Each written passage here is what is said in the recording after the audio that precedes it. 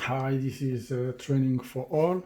Again, we come in another tutorial, and in this tutorial, I'm going to show you how to insert a cover page to your Word document, the Microsoft Word document, and it's so easy to do. When you have a document and you want to add a cover page to it, just go to Insert and then here, and then you click here and then you choose a cover page, and in this case I'm going to choose this one. Let me choose this one, and there you go. You've got a cover page inserted in front of your document. Now if you want to change it, you can change the title. Let's say my thesis,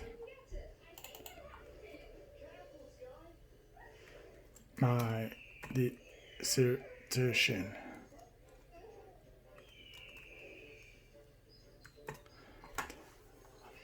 Now you can delete these, or you can add more text to it, or you can just change them.